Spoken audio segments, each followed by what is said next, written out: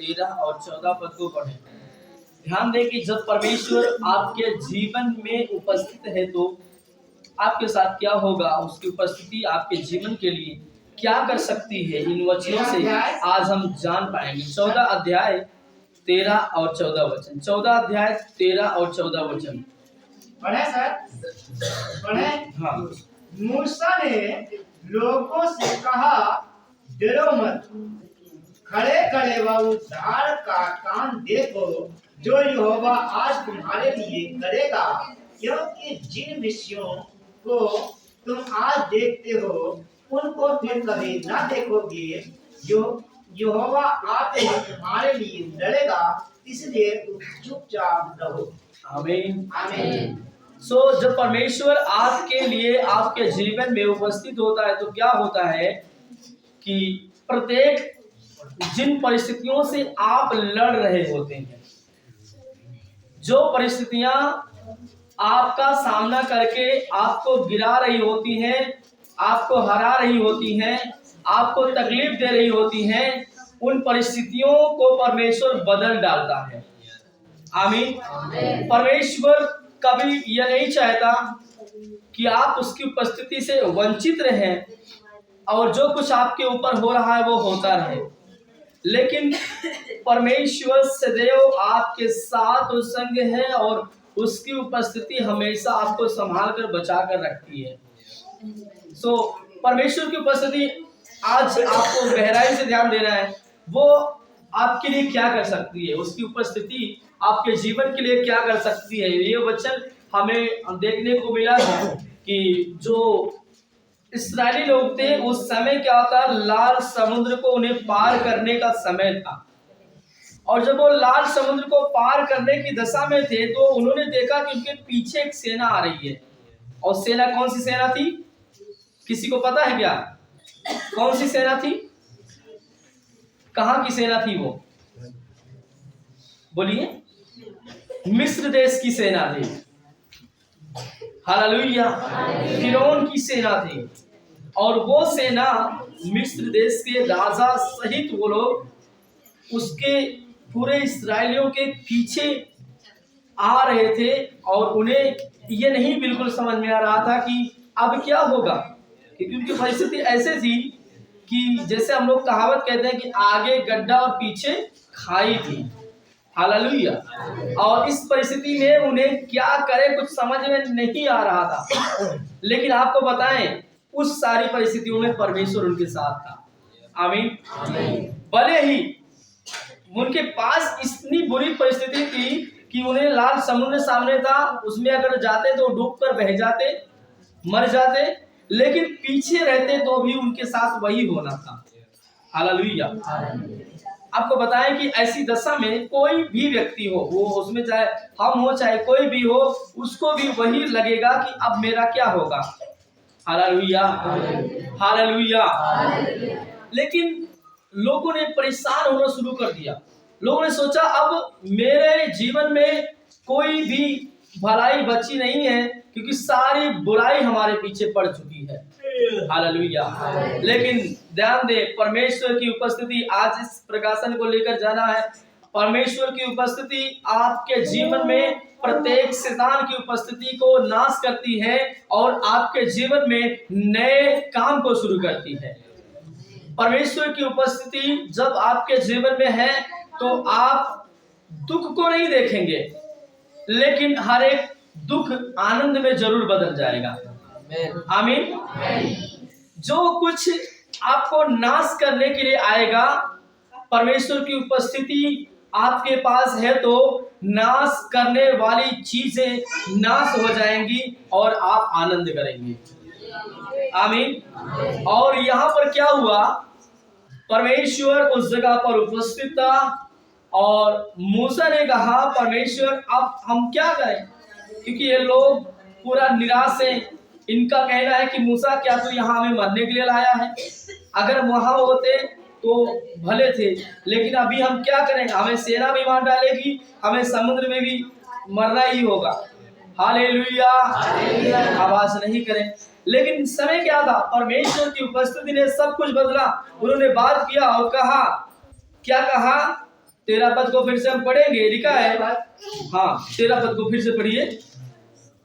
मूसा ने लोगों से कहा, 13 पद से रुकिए। क्या कहा मूसा ने?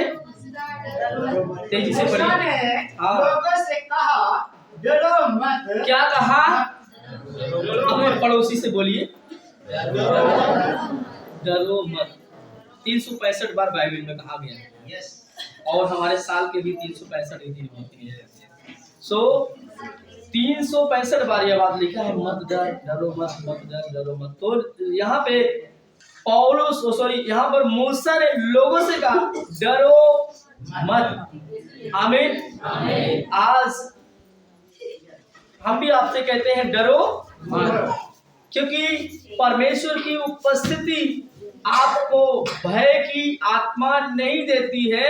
पौलुस ने कहा, परमेश्वर ने हमें भय की नहीं परंतु सामर्थ्य और संयम की आत्मा दी है। आमीन। इसलिए डरो मत। आमीन। लेकिन क्या करो? लिखा है खड़े खड़े। कैसे देखना है? खड़े खड़े। लिखा है खड़े खड़े उद्धार का, वह उद्धार का काम देखो जो यहोवा आज तुम्हारे लिए करेगा। आपके लिए परमेश्वर कुछ करने जा रहा आज के दिन, रिसीव करें। आमीन।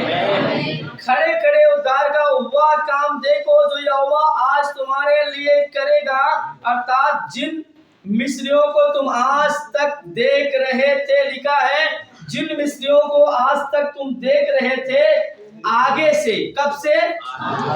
आगे से क्या करोगे? आप लोग चिल्लाकर बोले, क्या करोगे? इधर वाला बोले, क्या होगा? बोलिए, बाइबल में पढ़ के बताइए। इस्राएलियों को कभी ना देखोगे। जिन इस्राएलियों को तुम आज तक देख रहे हो, आगे से देखोगे। सभी बोले, आगे से क्यों नहीं देखोगे? क्योंकि परमेश्वर तुम्हारे लिए लड़ने जा रहा है। आमीन। जब परमेश्वर की उपस्थिति आपके जीवन में है तो बहुत सारा युद्ध जो आपके पीछे शैतान ने तैयार किया है और आपको पता नहीं कि मेरे विरोध में कोई चाल चली गई है, क्या होगा? परमेश्वर आप ही उस युद्ध को लड़ने के लिए जा रहा है। आमीन। बहुत सारे लोगों ने हमारे विरोध में, हम सब के विरोध में बहुत सारा युद्ध तैयार किया होता है। आपको नहीं पता कि आपके पीछे कौन क्या चाल चल रहा है, लेकिन कई सारा युद्ध आपके पीछे सेना खड़ी होती है आपसे, आपके जीवन में काम करने के लिए, लड़ने के लिए। लेकिन परमेश्वर कह रहा है, जिन जिन मिस्रियों को, जिन दुश्मनों को, जिन तुम्हारे विरोधियों को तुम आज देख रहे हो, बोलो आज देख रहे हैं, उन्हें हम फिर से कभी नहीं देखेंगे। आमीन। ये परमेश्वर की उपस्थिति आज आपके लिए कर रही है। जिन दुश्मन को, जिन विरोध करने वालों को, जिन सताने वालों को, जिन हमला करने वालों को आज आप देख रहे हो अपनी आंखों से, आप खड़े खड़े देखोगे परमेश्वर उन्हें ही बदल चुका है या बुराइयों का नाश कर चुका है। आमीन। हालेलुया। आपको बताएं कि हम सब के भी, हमारे और हमारे पूरे परिवार के विरोध करने वाले इतने लोग थे कि वो नहीं चाहते थे कि या कलीसिया बने, वो नहीं चाहते थे कि हम लोग प्रार्थना करें, वो नहीं चाहते थे कि हम लोग बढ़ें, कुछ नहीं चाहते थे। वो उनका काम था हमेशा पत्थर मारना, रियल में पत्थर मार रहे थे। हमेशा उनका काम था पत्थर मारना, दरवाजे पर पत्थर मारते, घर में पत्थर मारते, परेशान करते, शैतान के द्वारा परेशान करते, अलग अलग योजनाओं से। लेकिन जिनको हमने उस समय तक देखा उनको आज नहीं देख रहे, रियल में नहीं देख रहे हैं। आमीन। और लोगों ने यहाँ भी बनने के समय भी स्टे कर दिया था, लेकिन 12 घंटे स्टे रहा, फिर से काम शुरू हुआ। बारिश ने नहीं रोक पाया काम को, लोगों ने नहीं रोक पाया काम को, पुलिस ने नहीं रोक पाया काम को, यहाँ तक कि एसडीएम भी बोल दिया कि जाके का अपना काम कीजिए। आमीन। तो जिन विरोधियों को तुम आज तक देखते हो, अपने पड़ोसी से कहें, जिन विरोधियों को तुम आज तक देखते हो उसे आज से कदापि नहीं देखोगे। आमीन। आमीन। क्योंकि तुम्हारा परमेश्वर तुम्हारे लिए लड़ेगा। आमीन। जब परमेश्वर की उपस्थिति आपके जीवन में है तो सबसे पहली बात है कि जो विरोध करने वाले आपके पीछे आएंगे वो हारेंगे, वो जीतेंगे नहीं लेकिन हार जाएंगे, और हारेंगे ही नहीं, खत्म हो जाएंगे। आमीन। आमीन। और जो आपका सामना करना चाहे, और आप तो मूसा से अभी यहोशू के पास लेके चलते हैं। वहां पर यहोशू से परमेश्वर ने कहा कोई भी तेरे सामने ठहर नहीं सकेगा। आमीन। जब परमेश्वर की उपस्थिति आपके जीवन में है तो आप शेर के समान दहाड़ने वाले हैं। और शेर के पास कोई खड़ा होता है क्या? क्यों नहीं खड़ा होता? क्योंकि उसकी हो सकता है कि उस शेर से भी ज्यादा ताकतवर लोग हैं। हाथी शेर से ज्यादा ताकतवर है कि नहीं? लेकिन वो भी उसके सामने खड़ी नहीं होती है। किस लिए? क्योंकि उसकी दहाड़ में हाथी की फुफकार भी कमजोर पड़ जाती है, और फिर क्या होता है, वो उसके सामने नहीं रुकते हैं। सो परमेश्वर ऐसा करेगा कि उसकी उपस्थिति आपके जीवन में है तो आपके सामने कोई भी ठहर नहीं सकेगा। आमीन। हालेलुया। लेकिन ये परमेश्वर की उपस्थिति ही करेगी, आप नहीं। इसलिए लिखा, खड़े खड़े उद्धार का वह काम देखो जो यहोवा आज तुम्हारे लिए करेगा। और लिखा है क्योंकि जिन मिस्रियों को तुम आज देखते हो उन्हें फिर कभी नहीं देखोगे। एक शब्द में कहें, कदापि नहीं देखोगे। और फिर क्या लिखा है, यहोवा आप ही। कौन? यहोवा आप ही तुम्हारे लिए लड़ेगा। लेकिन एक काम करना है। क्या करना है? चुपचाप रहना है। अभी आपने गवाही सुना, उन्होंने क्या किया? पूरा परिवार चुप रहे। एक शब्द इन्होंने मतलब न गाली दिया न उस समय कुछ बुरा कहा, बस इतना बोले थे। इतना ये जरूर बोले थे कि मतलब बार बार गेंदा खेल रहे हो, हमारे घर पे आ रहा है, हमारा टीना फूट गया। मतलब इन्होंने केवल उलाहना दिया। लेकिन क्या हुआ, जब समय लड़ाई का आया तो ये चुप रहे। हालेलुया। परमेश्वर लड़ेगा। परमेश्वर का काम है वो आपके युद्ध को लड़ेगा। आपका युद्ध कभी भी, आपको बताएं, आप लड़े या न लड़े, आपको लड़ना भी नहीं है, लेकिन परमेश्वर आपका युद्ध लड़ता है। आमीन। कई बार आप आंसू बहाकर भी शांत रहें, कई बार आप रोकर भी शांत रहें, कई बार आप भूखे रहकर भी शांत रहें। युद्ध परमेश्वर का है। लिखा है युद्ध परमेश्वर का है, युद्ध यहोवा का है, वो लड़ने वाला है। आमीन। इसलिए पौलुस ने बताया कि लिखा है कि हे प्रियो बदला ना लेना, क्योंकि बदला लेना परमेश्वर ने कहा मेरा काम है। आमीन। और ये काम परमेश्वर का है। युद्ध लड़ना परमेश्वर का काम है। आपको बताएं, मूसा के समय में जब युद्ध लड़ा जा रहा था तो मूसा, सारे लोग लड़ रहे थे, मूसा का हाथ उठाया गया था, केवल हाथ उठा था और पूरा युद्ध उन्होंने जीता। परमेश्वर वहां पर उपस्थित थे। आमीन। और आज भी हम जहां बैठे हैं, हम जहां जाते हैं, हम जहां होते हैं, वहां पर आपका परमेश्वर आपके साथ उपस्थित होता है। हालेलुया।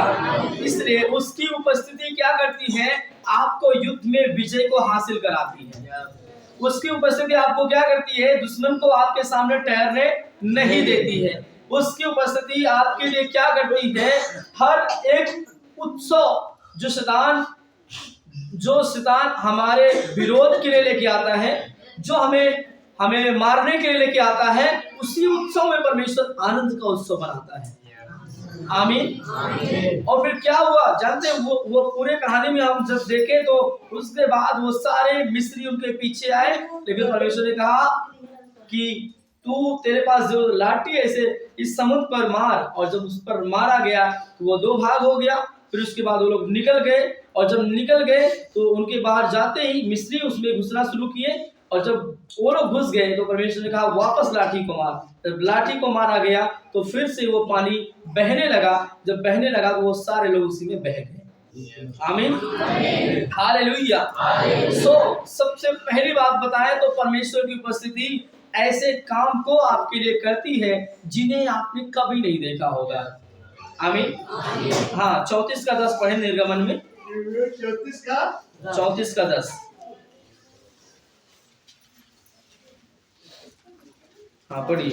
पढ़े सर। हाँ, उसने कहा उसने कहा सुन, मैं ये वाचा बांधता हूँ तेरे सामने, सब लोगों के सामने मैं ऐसा आश्चर्य का कर्म करूंगा जैसा पृथ्वी पर और सब जातियों में कभी ना हुए, और वे सारे लोग जिनके बीच में रहता है यहोवा के कार्य को देखेंगे, क्योंकि जो मैं तुम लोगों से करने के पर हूँ वह भयंकर काम है। हमें कैसा काम है?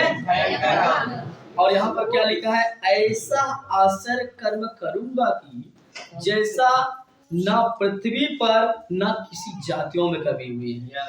आमीन। ये काम है परमेश्वर का। वो जब आपके जीवन में उपस्थित है तो ऐसे ही चमत्कार, ऐसे ही अद्भुत काम आपके लिए करेगा, ऐसे ही युद्ध को आपके लिए लड़ेगा जैसा पृथ्वी पर कभी नहीं हुई है। आमीन। और फिर क्या होगा कि आप महसूस करेंगे सच में परमेश्वर मेरे पास है। आमीन। उसकी उपस्थिति आपके लिए इन कामों को प्रकट करेगी। यहोशू के किताब को हम लोग 1 मिनट के लिए खोल लें और वहां पर हम कुछ चीजें दिखाना चाहते हैं आपको। 8 अध्याय को खोल लें। कौन सा 8 अध्याय को? कौन सा यहोशू 8 अध्याय को। हाँ, तो यहाँ पर ऐसा लिखा है, आपके लिए 6 पद को पढ़ें। हम आपके लिए पढ़ते हैं। तब वे यह सोचकर कि वह पहले ही शांत कर पहले की भांति हमारे सामने से भाग जाते हैं, हमारा पीछा करेंगे, इस प्रकार हम उसके सामने से भागकर उन्हें नगर से दूर निकाल ले जाएंगे। आमीन। और यहाँ पर क्या है? एक नगर था, आई नगर। हालेलुया। बाइबल में सबसे छोटे नगर का जो नाम है आई नगर, एक ही अक्षर का नाम है। तो वो आई नगर था। और क्या था? उसे हथियाना था, उसे लेना था। और उसमें बहुत सारे लोग वास करते थे, बसे हुए थे पहले से। लेकिन उस जगह को परमेश्वर ने अपने लोगों को दिया था।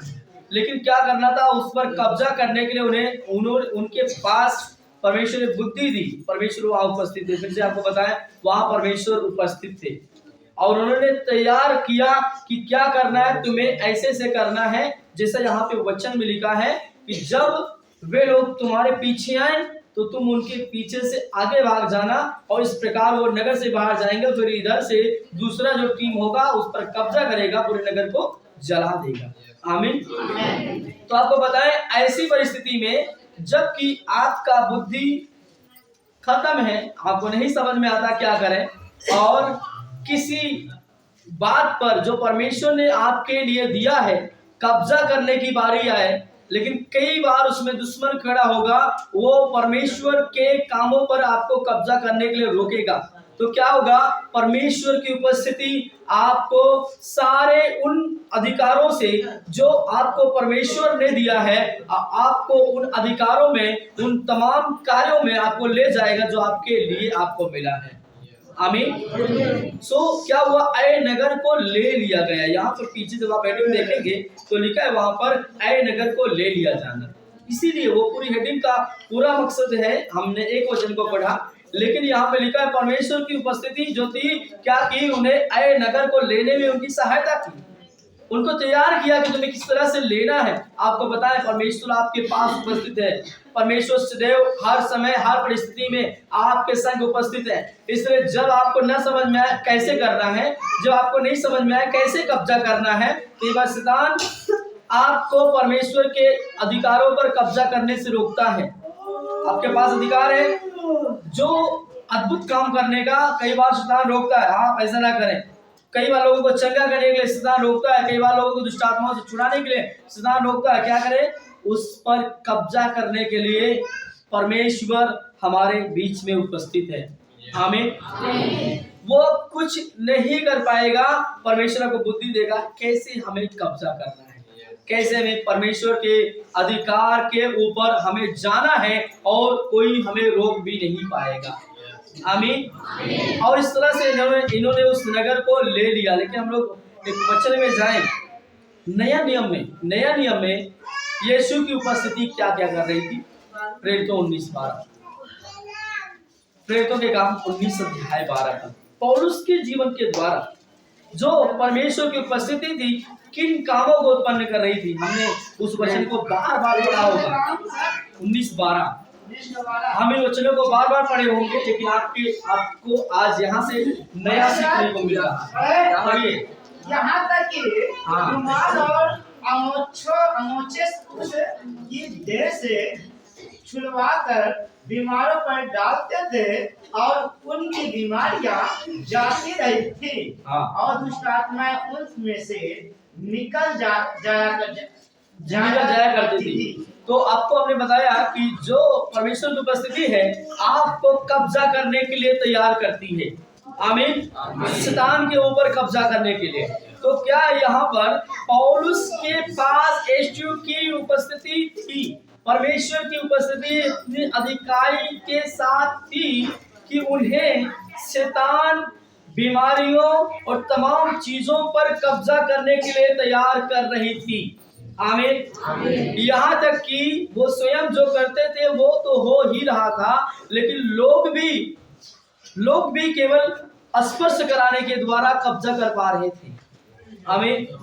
यीशु की उपस्थिति हर एक उन बातों में जहां शैतान काम कर रहा है, चाहे वो बीमारी के द्वारा, चाहे जिस परिस्थिति के द्वारा, वहां पर आपको कब्जा करने के लिए यीशु मसीह की उपस्थिति आपके जीवन में है। वो आपको तैयार करेगी सारे माहौल में कब्जा करने के लिए। आमीन। सारी उन बातों पर नियंत्रण करेगी जो जिन बातों में आप उस पर सफल नहीं हो सकते, उसको यीशु मसीह की उपस्थिति नियंत्रण करेगी और आपको कब्जा करने के लिए तैयार करेगी। वहां पे क्या हो रहा था कि पौलुस के जीवन से बहुत सारे अद्भुत काम हो रहे थे, लेकिन हम उन बातों पर नहीं जाते। वहां पर उनके शरीर से रुमाल को छुआ कर लोग ले जाकर लोगों पर डाल देते थे। ये कारण क्या था? परमेश्वर की उपस्थिति। आमीन। आमीन। हमने बहुत बार इस वचन को इसमें दिया है, लेकिन आपको बताएं ये परमेश्वर की उपस्थिति जब आपके पास है तो आप घबराएं नहीं। हो सकता है कई बार इस्राएलियों के समान बहुत सारे सेना आपके पीछे पड़ी है और आपको नहीं समझ में आ रहा है क्या करें, लेकिन यीशु मसीह की उपस्थिति सारे चीजों के ऊपर आपको कब्जा करने के लिए तैयार करती है। सारे शैतान के अधिकारों के ऊपर आपको कब्जा करने के लिए तैयार करती है। हो सकता है 2 साल, 3 साल, 5 साल से आप उसी परिस्थिति में पड़े थे, लेकिन परमेश्वर एक पल में अपनी उपस्थिति के अंदर एक पल में बुद्धि देगा कि तुम्हें इस तरह से हथियाना है। आमीन। नगर को लेने के लिए परमेश्वर ने क्या किया? बुद्धि दिया था, तुम्हें ऐसे करना है। और क्या करेंगे हम? जब चाहे वो समय कितना भी बीत गया हो, परमेश्वर आपको बुद्धि देगा कि आप कैसे उसे कब्जा कर सकते हैं, कैसे हथिया सकते हैं। आमीन। हम एक वचन और देख ले, बहुत जल्दी आगे बढ़ रहे हैं समय के कमी के कारण। और लिखा है कि मत्ती 15:6 पर, अभी आपको ये वचन समझ में नहीं आएगा, जल्दी से खोले, हम समझाने वाले इसे। 15:6 पर, तो वह अपने पिता का आदर न करे, सो तुमने अपनी रीतों के कारण परमेश्वर का वचन टाल दिया। हाँ, तो यहाँ पे लिखा है 6 पद में, तो वह अपने पिता का आदर ना करे, इस प्रकार तुमने अपनी परंपरा के कारण परमेश्वर का वचन टाल दिया।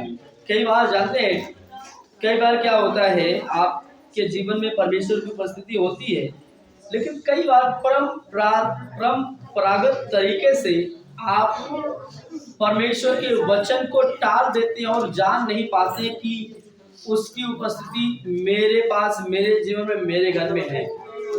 हालेलुया।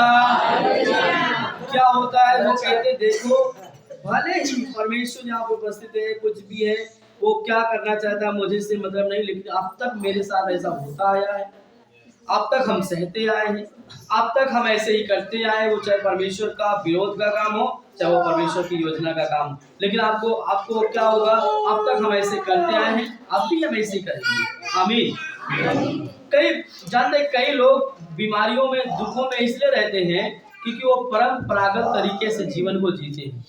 उनके दादा दादी ने कहा था कि तुम्हें ऐसे ऐसे करना है, हम मर जा रहे हैं लेकिन तुम्हारा जितना भी पीढ़ी चलेगी तुम्हें ऐसे ऐसे करना है। तो क्या करते हैं लोग, वो यीशु को जानते हैं फिर भी परंपरा के तरीके से जीवन को जीते हैं। होता है ना, उन्होंने कहा था तो हम ऐसा ही करेंगे। तो क्या होता है, परंपरागत तरीके से जब आप होते हैं तो यीशु मसीह की उपस्थिति वहां पर कार्य नहीं करेगी। आपको बता रहे हैं, वहां पर परमेश्वर की उपस्थिति कार्य करने वाली नहीं है जब तक कि आप परमेश्वर की बातों को मानकर कार्य नहीं करेंगे, जब तक कि आप उसकी योजना के अनुसार कार्य नहीं करेंगे। हमने बताया कि जो कुछ वो परमेश्वर आपसे करने को कहे उसे करिएगा, तभी उसकी उपस्थिति आपके जीवन में बदलाव को लाएगी। यदि परमेश्वर ने मूसा को जब कहा कि तुम्हें इस पर लाठी मारना है, कहां पर, समुद्र के ऊपर, मूसा लाठी नहीं मारते तो क्या वो बचने वाले थे? नहीं बचते। फिर वापस जब वो लोग निकल गए, फिर से परमेश्वर ने कहा यहाँ पर लाठी मार, अगर वो नहीं मारते तो बचने वाले नहीं थे, क्योंकि फिर भी वो निकल गए, फिर भी सेना उधर जा सकती थी। और यहाँ पर जब ऐ नगर को ले लिया गया तो यहाँ पर भी यदि परमेश्वर ने जो कुछ कहा कि तुम्हें इस तरीके से करना है, वो लोग नहीं करते तो उस नगर को कब्जा नहीं कर सकते थे। हालेलुया। इसी तरीके से क्या है, परंपरागत तरीके से हम परमेश्वर की वचन को टाल देते हैं। जो कुछ वो कहता है उसके विरोध में कर देते हैं, जो कुछ वो चाहता है उसके विरोध में करते हैं। हम नहीं जानते मेरे पास परमेश्वर की उपस्थिति है। आमीन आमीन। आज आपके लिए घोषणा करते हैं, आप में से छोटे बच्चे से लेकर हर एक जन, आप परमेश्वर की उपस्थिति को लेकर चलते हैं। आमीन। आप भले ही पढ़ाई कर रहे हैं, भले ही आप खेत में काम करते हैं, भले ही आप गृहिणी का काम करती हो, भले ही आप कोई भी काम करते हो, लेकिन आप परमेश्वर की उपस्थिति को लेकर चलते हैं। आमीन आमीन। आज चाहे आप पहली बार आए, कोई पहली बार यहाँ पे, चाहे आप पहली बार यहाँ पर हैं, लेकिन आप परमेश्वर की उपस्थिति को लेकर चलते हैं। आमीन। आपने कहीं ना कहीं से यीशु मसीह के नाम को सुना, और जब उसका नाम आपके जीवन में आया तो उसकी उपस्थिति आपके पास आई।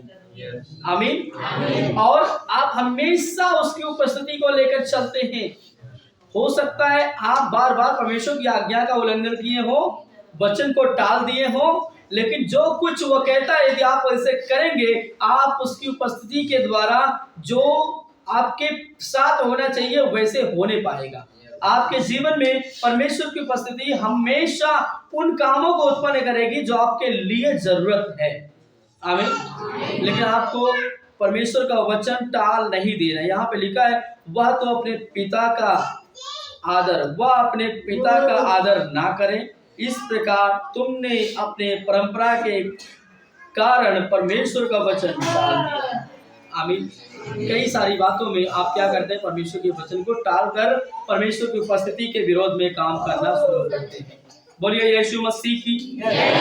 लेकिन एक वचन और देख लीजिए, लूका 15:10।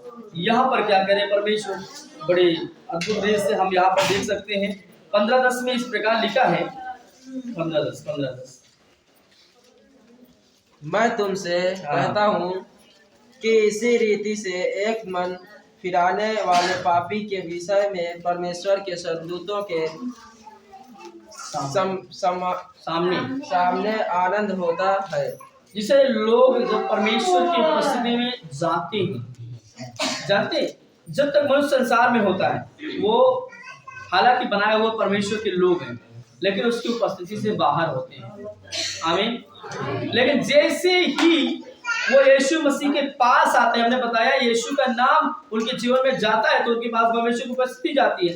जैसे ही वो यीशु मसीह के पास जाते हैं और मन को फिराते हैं कि यीशु ही प्रभु है, वैसे ही उनके लिए स्वर्ग में आनंद शुरू हो जाता है। आमीन। तो क्या है कि परमेश्वर की उपस्थिति जब आपके जीवन में है तो आपके लिए मनुष्य भी स्वर्ग में भी आनंद होता है। आमीन। अब आप जाने आप साधारण नहीं हैं। जब परमेश्वर की उपस्थिति आपके जीवन में है तो आप साधारण व्यक्ति, साधारण लोग, साधारण स्त्री, साधारण पुरुष नहीं है। आमीन। अपने आप से कहें, मैं साधारण नहीं हूँ, मैं साधारण नहीं हूँ, मैं अलौकिक हूँ, मैं अलौकिक हूँ। हालेलुया। हालेलुया। आपने भारत के प्रधानमंत्री के लिए देखा होगा, भारत के बड़े बड़े नेताओं के लिए देखा होगा, वो जहाँ होते हैं उनके पहुँचने पर क्या होता है, बड़ा जय जयकार होता है, बड़ा बड़े बड़े नारे लगते हैं। लेकिन आपको बताएं, आपके लिए पृथ्वी पर कुछ हो या ना हो, स्वर्ग में आपके लिए जय जयकार होता है। आमीन। आप वीआईपी नहीं हैं। कुछ लोग निराश हो गए। आप वीआईपी नहीं हैं, आप वीवीआईपी हैं। आमीन। हालेलुया। वीआईपी का फुल फॉर्म होता है वेरी इंपॉर्टेंट पर्सन, लेकिन आप वेरी वेरी इंपॉर्टेंट पर्सन। आमीन। मतलब बहुत बहुत बहुत ज्यादा महत्वपूर्ण परमेश्वर के राज्य में आपका जीवन है, क्योंकि उसकी उपस्थिति आपके साथ चल रही है। आमीन। इसलिए जैसे पृथ्वी पर आनंद होता है, उसे कई बढ़कर स्वर्ग में आपके मन फिराए जाने पर आनंद हुआ है और अभी भी हो रहा है कि लोग परमेश्वर के नाम को जान रहे हैं। इसलिए क्या करना है, उसकी उपस्थिति जो आपके जीवन में है इसे खोना नहीं है, इसे कमजोर नहीं होने देना, इसे पूरे तरीके से परमेश्वर की महिमा के लिए यूज करना है। आमीन। उसकी उपस्थिति से, जैसे मूसा के द्वारा हुआ था, जिसे बहुत सारे परमेश्वर के दास यहाँ पे बाइबल में दर्शित हैं, उनके द्वारा हुआ था, वो उपस्थिति आपके जीवन में है तो आपके द्वारा भी होना है। आमीन। हालेलुया। हालेलुया। इसलिए क्या करना है, यीशु मसीह की उपस्थिति, परमेश्वर की उपस्थिति आपके पास है।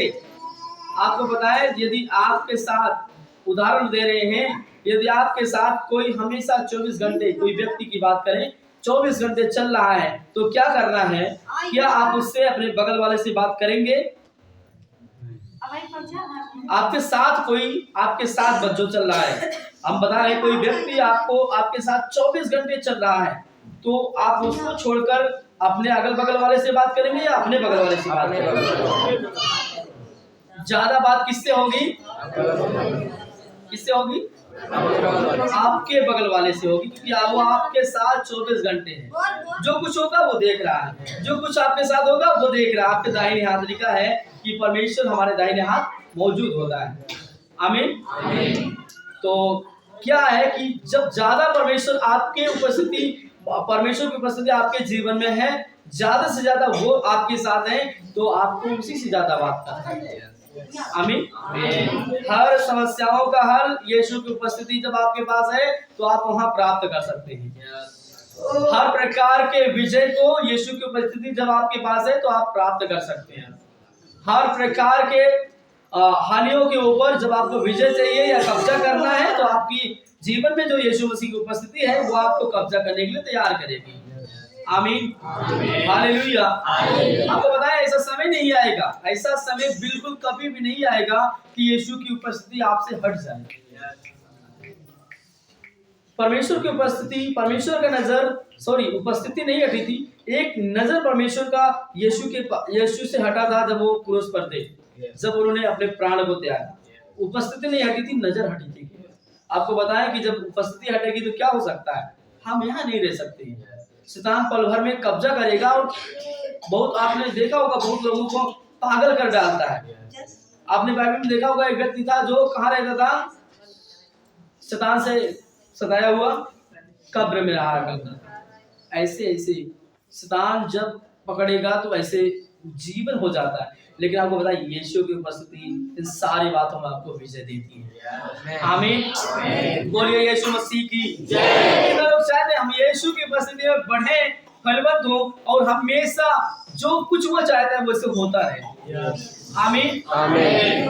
अब से आपको हमेशा इस संदेह में रहना, मैं यीशु मसीह की उपस्थिति में चल रहा हूँ, चल रही हूँ। इसलिए क्या होना है, जो कुछ मेरे से हो, मेरे जीवन से यीशु मसीह का नाम जलाल पाए।